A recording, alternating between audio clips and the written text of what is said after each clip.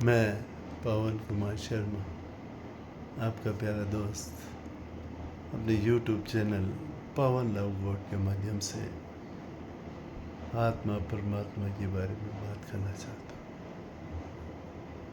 दोस्तों, ये जो शरीर दिख रहा है पवन कुमार शर्मा, ये क्या है? ये एक पंच तत्व का शरीर है। जल, अग्नि, वायु, पृथ्वी और आकाश। और उस पंच तत्व के अंदर वो परमात्मा अपने अंश रूप में इस शरीर में आ गया। वो आँखों के माध्यम से देखता है, कानों के माध्यम से सुनता है, परम ज्ञानी हो जाता है। दोस्तों, ये जो जीवन है, ये इस पंच तत्व में बैठे हुए ईश्वरीय अंश परमात्मा को खुद को जानने के लिए जन्म हुआ है।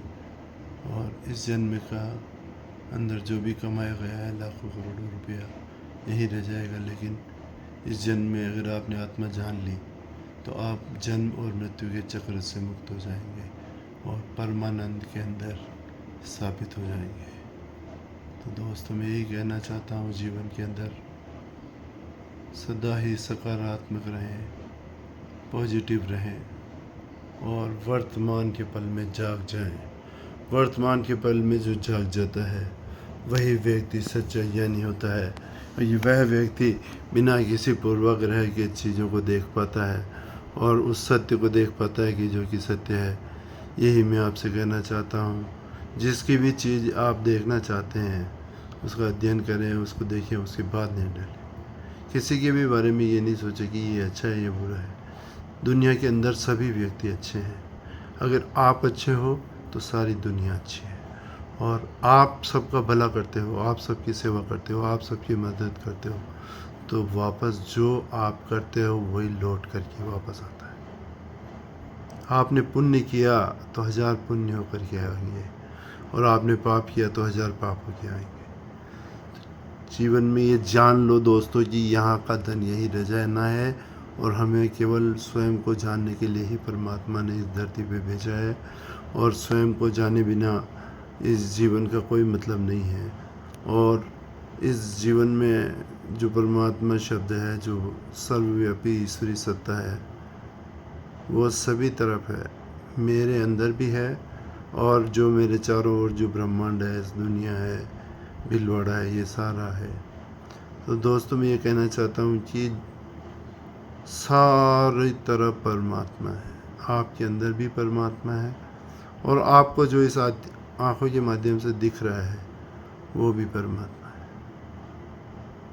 आप सभी के साथ ऐसा व्यवहार करें जैसे आप परमात्मा के साथ व्यवहार करते हैं।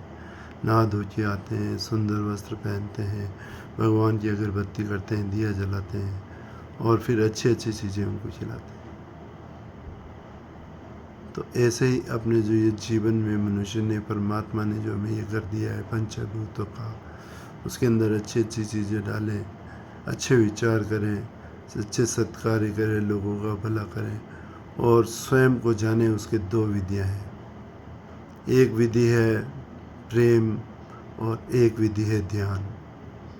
प्रेम विधि है मीरा की विधि।